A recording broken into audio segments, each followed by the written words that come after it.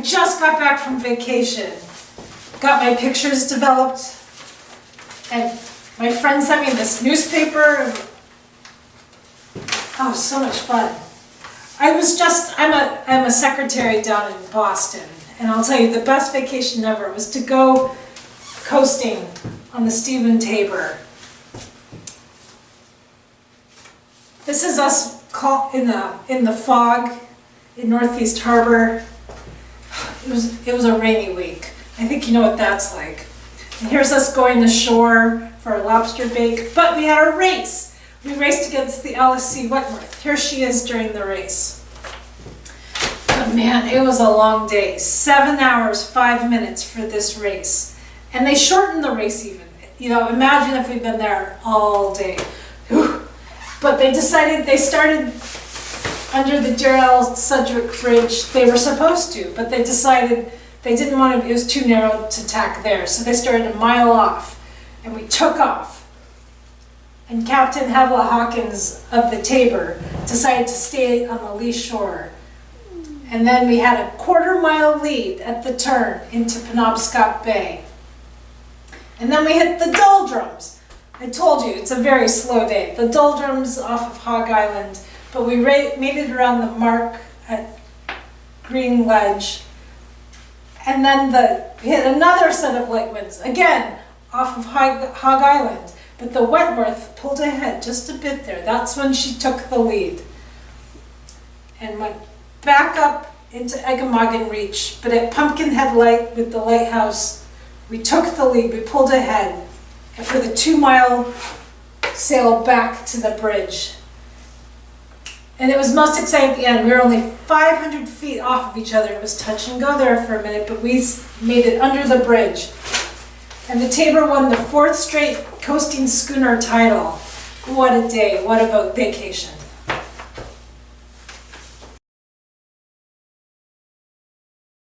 Hello, are you visiting Searsport today? Oh, I bet you came in a motor car. You know, since the ferry doesn't run anymore and it's kind of hard to take a train, I suppose you did come in a car. But I suppose I wanted to tell you a little bit about the story that was in the newspaper last summer. And the columnist from the Bangor Daily News decided he wanted to do a story about people who had overcome fear and terrible things and had gone on to have a successful life. And he decided that I was a good candidate. You see, I was born, my family comes from Searsport. My grandfather was William McGilvery, who was one of the most, well, I think he probably was the richest man in Searsport. And there were a lot of rich men in Searsport at the time. So he was very rich. My mother was one of his daughters, and she married John Clifford Stowers, who came from Stafford Springs. If you don't know about this, then it's the next town. And they went to Florida. And JC was very successful in developing the beginnings of the development in Palm Beach, Florida, which, if you know anything about Palm Beach, Florida, it has become a very prosperous and expensive place. Anyway, we lived in Palm Beach, and I lived a very sheltered life. My parents had a lot of money, and so we traveled. I came up to Searsport in the summer as a child, but in 1922, when I was just 30 years old, my father died here in Searsport, and the next year my mother died. So I was just a little bit over 30 when I inherited a lot of money. I was an only child, and I enjoyed that life. I had parties, I entertained, I traveled the world. And it was a great life for a young woman. Unfortunately, in 1929, when the stock market crashed, so did everything that I owned. I lost absolutely everything, including my house. I had nothing. There I was in Palm Beach, and I had absolutely nothing. And I was so depressed and so frightened, I suppose, at what was going to happen, that I just took to my bed for almost a year. And then a very nice woman who I met convinced me that I could not spend the rest of my life in bed, that I should find some hope and I should find something I should do. And I thought about it and I thought, well, I graduated from Mount Holyoke College, but that certainly didn't prepare me for any kind of career. So I thought, so what can I do? And I decided that I would do what I knew best, which was entertain people. So I managed to acquire, my plan was anyway, I managed to acquire a very large house in Palm Beach called La Solana, and the people who had owned it had lost it the same as I had lost mine, and I convinced, I think probably with my enthusiasm and maybe somebody thought I had some money still, I convinced people to lend me money, and I opened La Solana as a very exclusive hotel.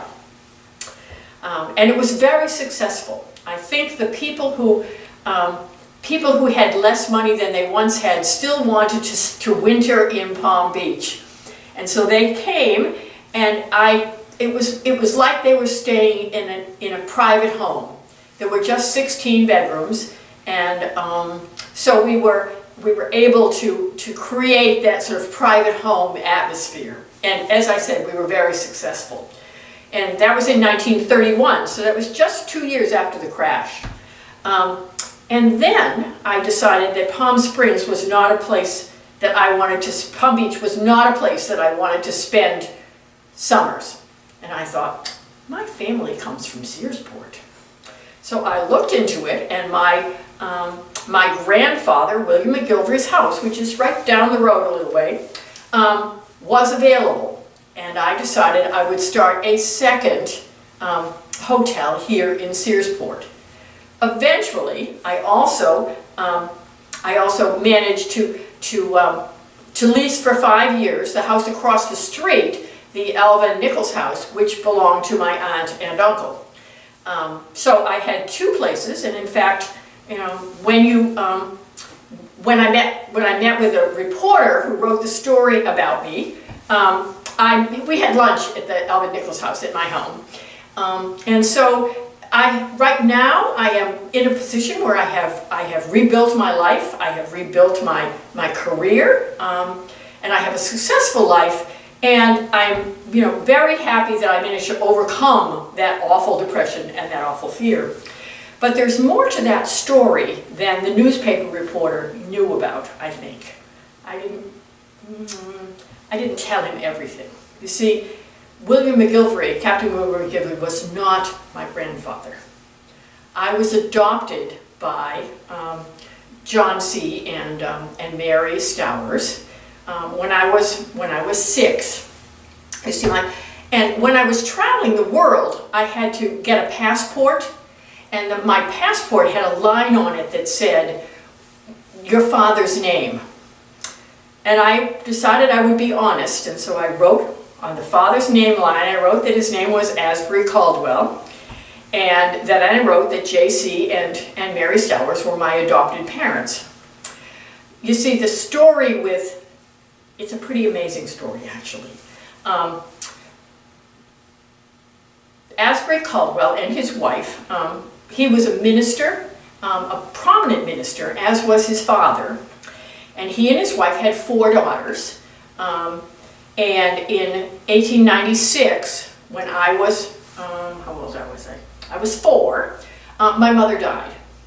And my father obviously could not cope because my oldest sister, I was the second of the 4 girls, my oldest sister went to live with our grandmother, our grandparents, but I and my 2 younger sisters were adopted by families in Palm Beach, where he was the minister. It strikes me strange now, but he almost immediately left Palm Beach and headed for Australia. And on the way in South Africa, he married his second wife. went to Australia, reestablished his ministry in Australia, lived there the rest of, had 2 more children, and lived there the rest of his life until he died in 1910 after he had 3 strokes. I mean, he had his first stroke when he was just in his 30s and died at age 41, leaving, in the obituary said 5 daughters, and I wanted to say he left them a long time ago. But that's so my story is more extraordinary than I think that the columnist imagined, because I was born into modest circumstances. That certainly the family of a minister doesn't have a lot of money. I was adopted by wildly wealthy couple, childless couple. They had no children and they were older. Lived a charmed life, lost it all, rebuilt my life again, which I think makes an extraordinary story for anyone. And I hope that it's an inspiration for other people, just as the reporter at the newspaper thought that it should be. So I'm happy you came to visit with us, and I'll let you on your way.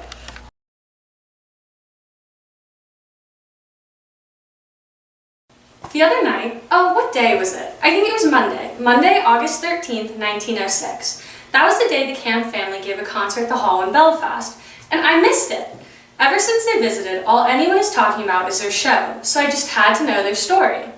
I read on the broadside that George Washington Kemp escaped enslavement in Virginia at the start of the Civil War.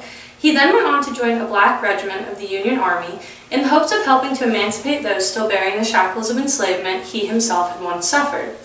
While in the Union Army, he served under General Oliver Otis Howard. During their time together, Kemp and Howard formed a close bond. In fact, the two became so close that once the war ended, Howard invited Kemp to return to his home in Maine with him. Mr. Kemp accepted this invitation and accompanied General Howard back to Maine, where he helped to care for Howard's farm and his mother, who resided there. Soon after arriving, Mr. Kemp determined that he must go back to the South to reunite with his wife Maria Barber Kemp and his 2 children, John and Mary. Fearing for the safety of his friend, General Howard volunteered to go in his stead, and ultimately did manage to reunite the family in Maine.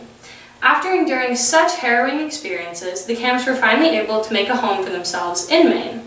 Over the years, they established their own farm in Leeds and expanded their family with the addition of 4 more children, Paul, Charles, Martha, and Laura. Mr. and Mrs. Kemp had always been fine singers, and once their girls were old enough, they even established a singing troupe. How one can go through such terrible things and still manage to make joyful noise, I just don't know. Together, they've toured all over New England giving Jubilee concerts. To think I could have seen them for just 25 cents last Monday. Oh well, hopefully I'll see them next time they're in town.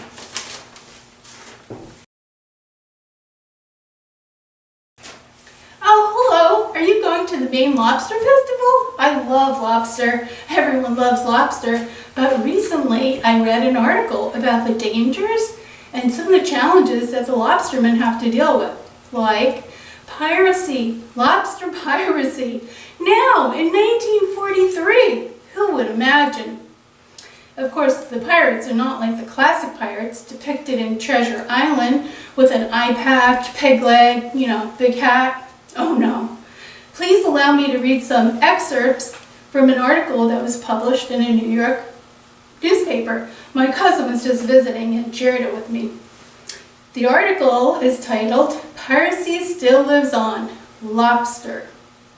When a tanker from Deer Isle, Maine set sail for Montauk, Long Island with a capacity of 15 tons of live lobster, perhaps a quarter of that cargo has been pirated. And you can't tell a stolen lobster from an honest catch. Pirates set out in their boats when night falls on the coast of Maine. The pirates pull about 5 million pounds of lobster a year out of other men's traps. That's a quarter of the total amount. They sell them to dealers who sell them to other dealers who buy them in good faith. So when the Perry B, a converted subchaser out of Montauk, Long Island, loads up, it gets its share of lobsters taken dishonestly as well as honestly. When a trap's been pirated or cut loose out of spite, where are we going to look? said the Marine Warden of Deer Isle. He and Mr. Ralph Pinkham patrolled the Penobscot Bay beat in search of lobster outlaws. Like I said, the pirates are not dressed up like, a classic pirate, so it's hard to find them.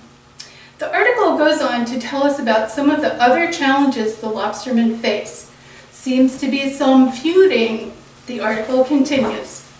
The wardens explain that there are basic facts of life a lobsterman learns young. When a lobsterman sets his traps too far afield, he's tempting fate threefold. 1, he may never find them again. 2, another smack, that's a fishing boat, may intentionally cut his boat in half. 3, he might get shot.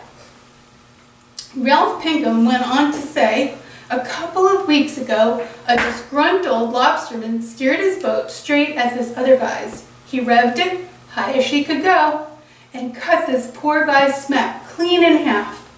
And when the guy floundered around the water with his boat sinking down around his ears, this monkey threw him a life preserver and said, there, now swim for shore. On a nearby island, there was an attempted murder during a lobster feud. The story was the same in neighboring Vinalhaven. Between the two islands, 5 fishermen were arrested by coastal wardens recently. They were charged with crimes ranging from assault and battery to assault with intent to murder. Mr. Peter Haskell, a local lobsterman, shared that he had 26 traps cut. He complained, if only they just hauled my traps, but they cut them loose. Wipe me out. I'll start again though, he exclaimed. Mr. James Hardy chimed in, I had 17 cut. A feller don't know who the heck done it. I'll keep on though, can't do anything else, can't read or write, but I can lobster. The article goes on to describe the lobstermen of Stonington Harbor at night. While the moon is still in the sky, the harbor comes to life. There are over 100 small smacks, rugged, chunky boats with small cabins. Lobstermen climb into their dories and row out to their smacks. Dressed in rubber boots, hats, and rubber leather aprons, they start their motors, cast off, and set to cover their pots, which may run from 5 to 10 miles. In July and August, lobstering falls off. The young lobsters swim lazily to the shallow shoal waters and shed their shells. In midwinter, things get rough for the lobstermen. Life for the lobstermen becomes a horror of frostbite and snowstorms. One slip, one mistake, he could be pulled to his death. If a line loops around his foot, it can drag him overboard when he drops his pot. A storm or pirates can wipe him out in a few hours. It's a dangerous, tough business, but it gets lobsters to the people who want to buy them. Interesting article, isn't it? It really makes you appreciate the challenges and dangers of the lobstermen. Thanks for listening. Enjoy your day now. Enjoy your lobster. Hey man, you'll never guess what happened the other day. It was wild, seriously. You're never gonna believe this. The King and Queen of Thailand were here. Yeah, here. They were on this giant patrol boat, and they were just like vacationing at New Haven and touring Penobscot Bay like normal tourists. Totally unreal. But get this guy, Robert Barham, who was like the assistant executive to the chair and something, was showing them around the boatyards and lobster shacks, and I just happened to be hanging around there, and so I got to show the Queen of Thailand how lobster trapping worked. She was totally like groovy, actually. She asked pretty much the same questions any tourist would. You know, how are lobsters caught? You know, what bait do they use? How many traps do lobstermen have? How frequently do they pull up the traps? That kind of thing. I think I did a pretty good job answering too. And the newspapers are all kinds of jazzed about it. Listen to this. She browsed a island gift shop finally purchasing $1.98 in color postcards and maps of the Penobscot Bay region, as well as miniature lighthouses and a cloth lobster that moves when its back is rubbed. Earlier, she had stopped at William's Shopping Center for a dish of ice cream and played a couple of records on a jukebox, including a Frankie Sinatra record and, get this, a rock and roll disc. Yeah. Far out, right? You should have gone down on Saturday to see them get on the Coast Guard boat for the Penobscot Bay tour. That's when most people who weren't me, got to see them. The Queen got most of the attention because she's really nice looking, but the King waved too. His name's Pumipol. He seemed pretty okay with his wife getting the attention, which was nice of him. Anyway, I think they've gone and talked with LBJ now. Pretty cool, right? Right here in our own town. Maybe next time we'll get the Prime Minister of France up here or something.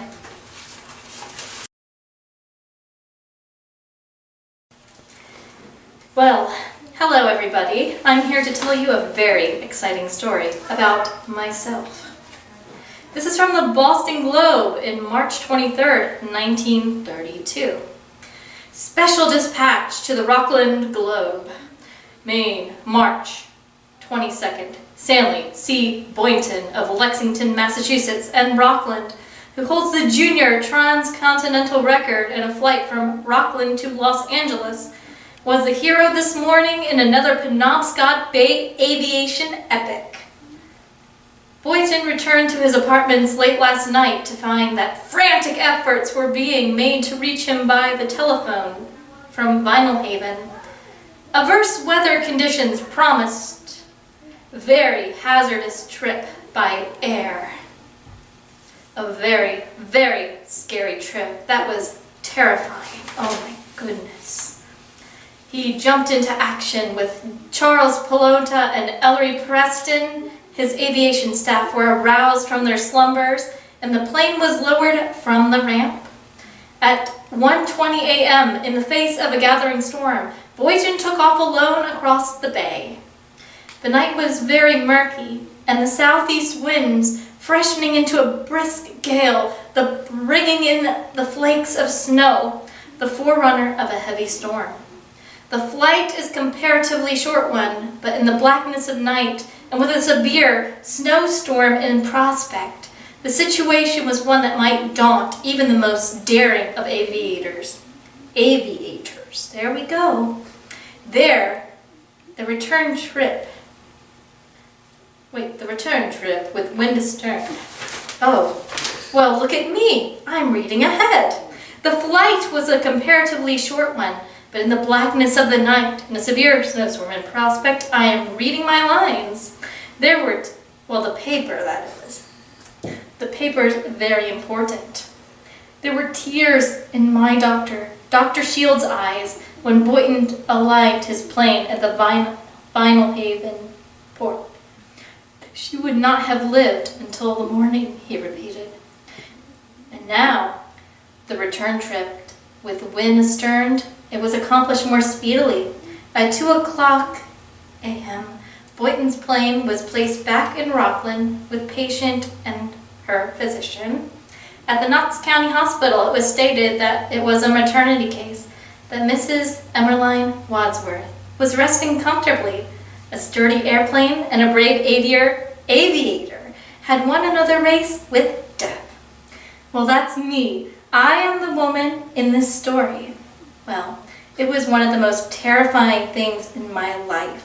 I had never been in an airplane, and at 24 years of age, I was on my 6th child. And, well, sadly I had lost 2 in infancy, so the doctor was worried about me, and he didn't believe that I would make it until morning in my condition. So I almost didn't want to get on the airplane because the pilot looked so young. Apparently he was only 20 years of age when we made that journey, but he assured me that he knew exactly how to fly in storms and that he had made it all the way to Los Angeles in a speedy time. So I knew then I was in wonderful hands. Well, sadly when I got to the hospital, the baby didn't make it, but I'm just so grateful to Mr. Boynton. I did not want to leave behind my husband and 3 children at home, so. Well, I heard another very interesting story about Mr. Boynton, if you'd like to hear it.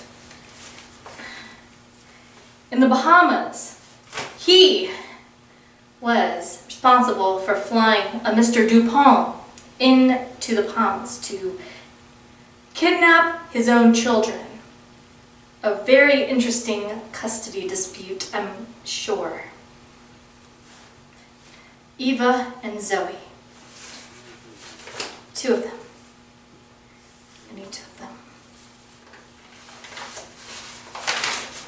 Mr. Dupont, well, they did not get away with it and he was arrested, but since he wasn't directly involved with kidnapping the children, he was let off scot-free. So I hope you all have a wonderful evening. Thank you for listening to my stories.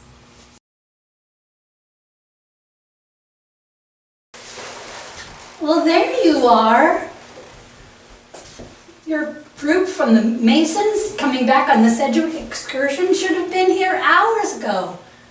Well, you know, we were on the steamboat Palm, and during that storm last night with the thunder and the lightning and the gale, we nearly went aground and shipwrecked 3 times. Really? Coming into Rockland Harbor. Yeah, we had a couple of long discussions and we worked on our council decrees until all evening, and then we got all 43 of us back on the Palm about midnight. And we started back.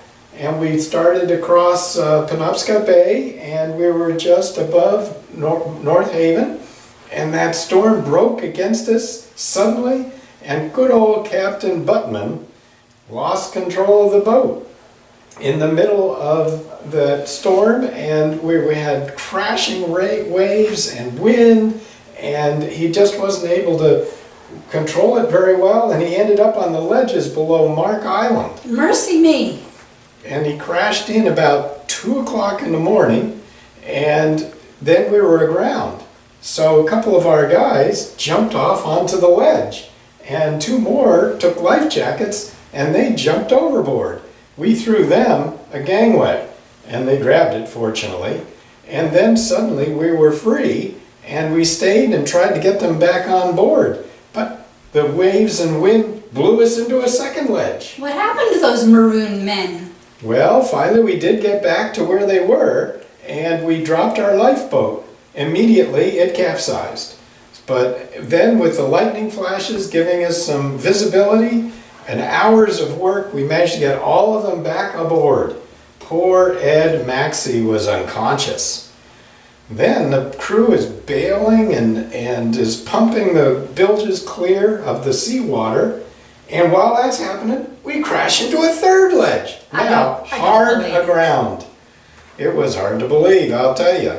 And so there we are, hard and fast, and we didn't know what we were going to do at that point. But fortunately, our buddy William Williams helped Captain Buttman, and with the rising tide, we finally got off and free, and the crew was bailing and bilging and running the pumps all the way in as we limped into Rockland Harbor, got in and docked about 6 this morning. Well, that was an hour ago. Well, I stayed ashore there and made sure everyone who needed to go to the infirmary and have medical care was sent there. We bandaged a couple and just sent them walking home, and I finally have walked up here cold, wet, hungry, and exhausted. Well, I'm glad you got home safely, dear. Here, have some coffee. I'll get you some breakfast. Thank you.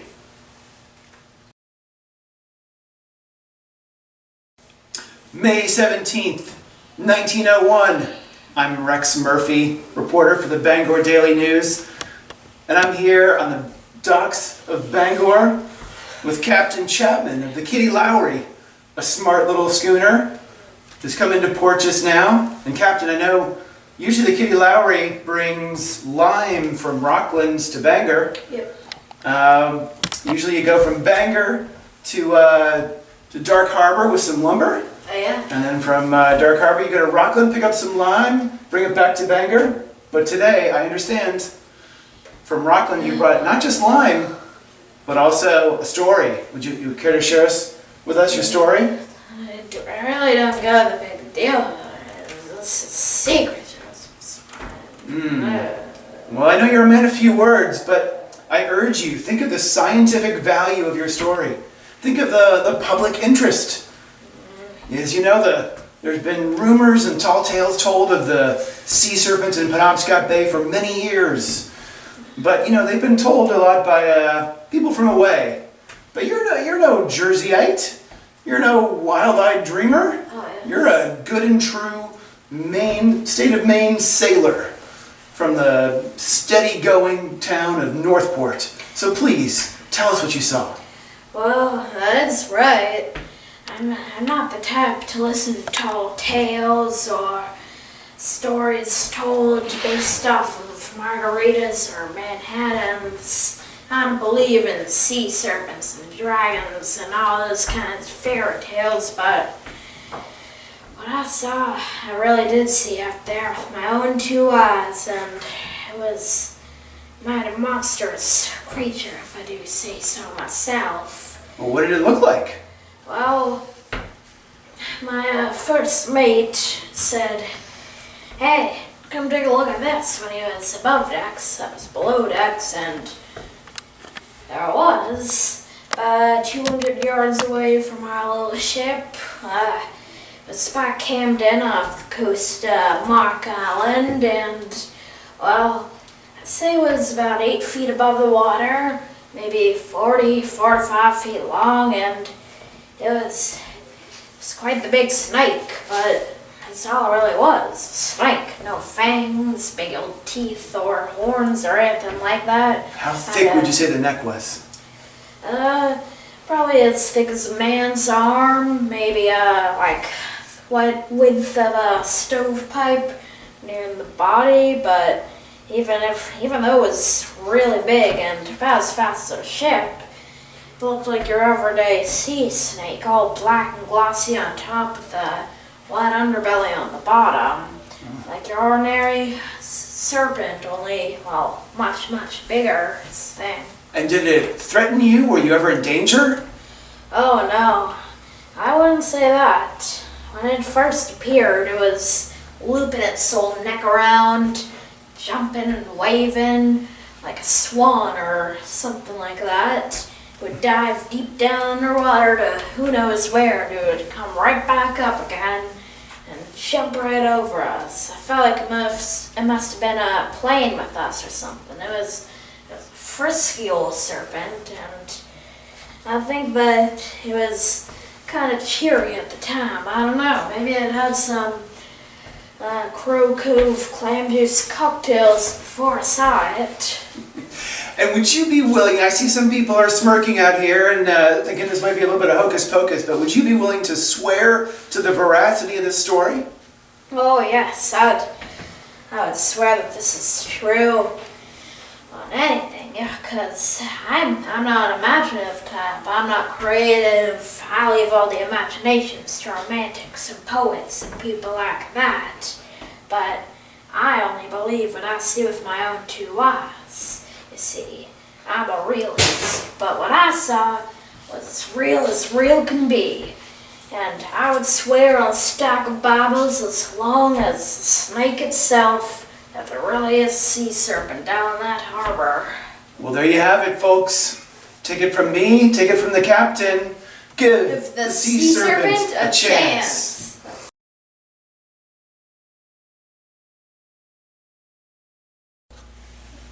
Penobscot Marine Museum at Searsport is a popular place. Oil paintings, old ship models, watercolors attract artists. Relics of wooden ship and iron men, days on display. Searsport, August 1st.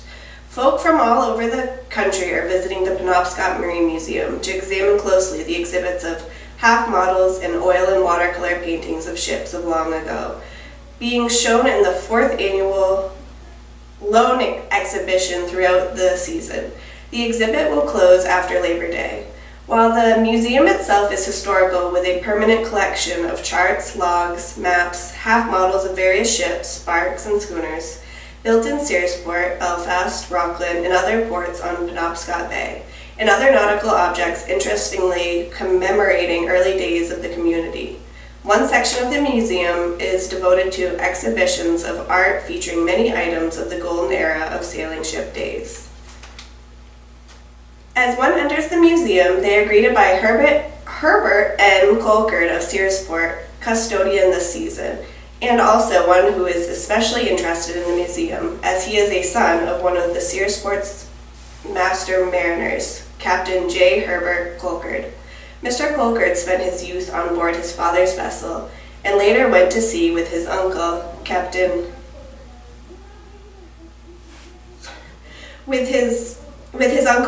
Amos Nichols, who resides in Searsport's East End.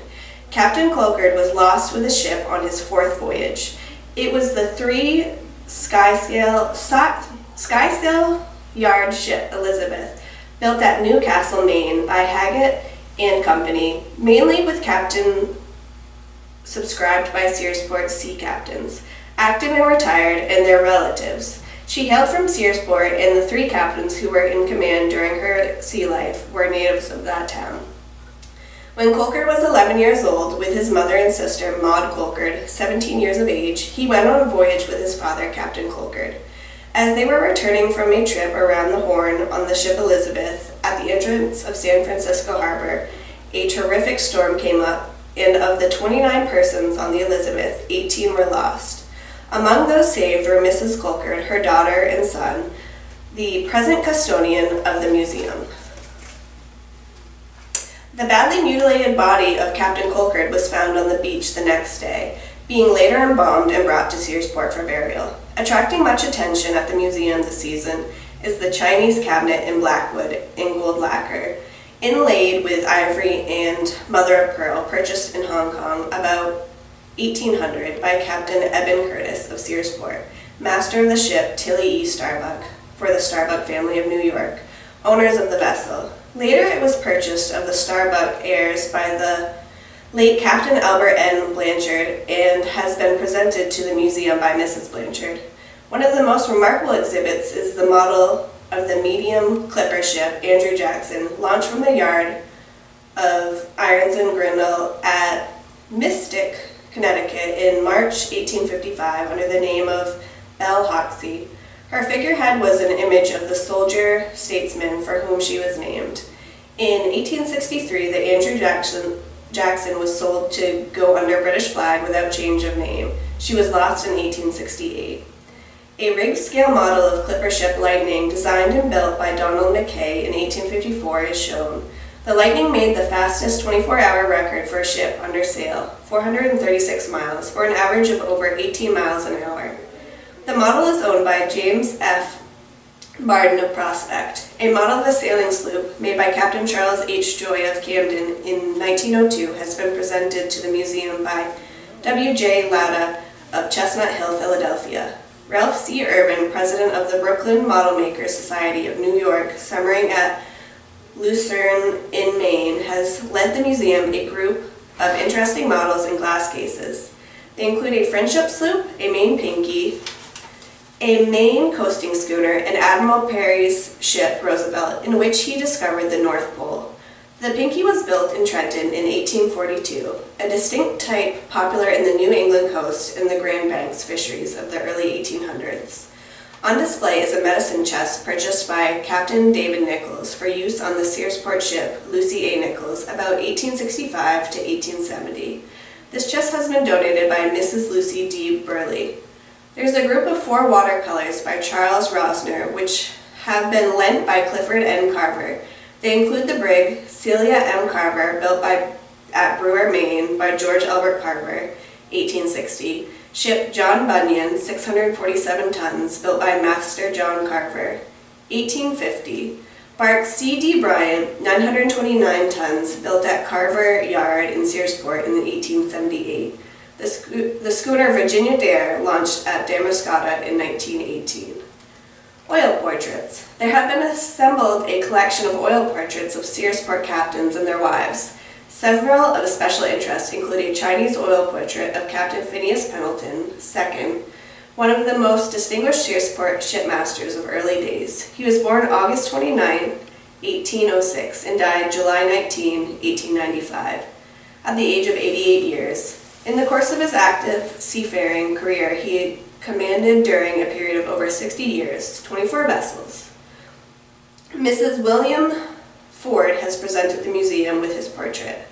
A Chinese oil portrait of Singwo, Hong Kong, of Mrs. Benjamin Thompson, wife of Captain Thompson of Winterport, master of the ship Great Admiral, and others. Before her marriage, Mrs. Thompson was Belle Dunham, daughter of the Winterport Dunhams, who in the 1850s built a number of extreme clipper ships. This portrait was a gift of Mrs. Louise Williams of Winterport. Oil portrait of Captain Cyrus Alexander Nichols of Searsport, master of the bark Robert Porter's ship, Matilda and others, a gift of Miss Emma Ford Nichols. Chinese oil portrait by Lei Sung, Hong Kong, of Captain Benjamin Thompson of Winterport, master of the clipper ship Sportsman, built in 1855. Captain Thompson was attached to the frigate's fleet as a dispatch ship in Mobile Bay and became a warm friend of the Admiral. Later, the ship Great Admiral, the Queen of the World Fleet in Boston, and built for Captain Thompson, was named for Admiral Farragut and carried a portrait of him as figurehead. He passed the last 15 years of his life as a manager of the World Fleet of Boston, a gift of Mrs. Louise Williams of Winterport.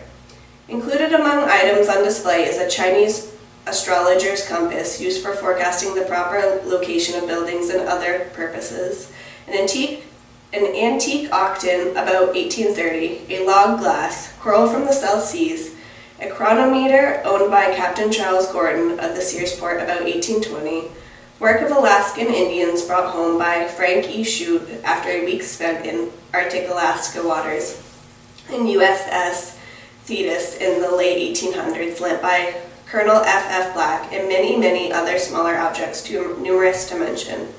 A rigged model of the half-brig Lily made by Captain Andrew Carver of Searsport in 1875, a gift of Commander Wilbur J. Carver, is on exhibition. Several gifts of interesting old schooner compasses and other navigating instruments have been presented the museum this week, as well as old photographs and paintings. The museum is open every day, including Sundays from 9 a.m. to 5 p.m. Every Saturday is Searsport Day, when the residents of the town are admitted free of charge.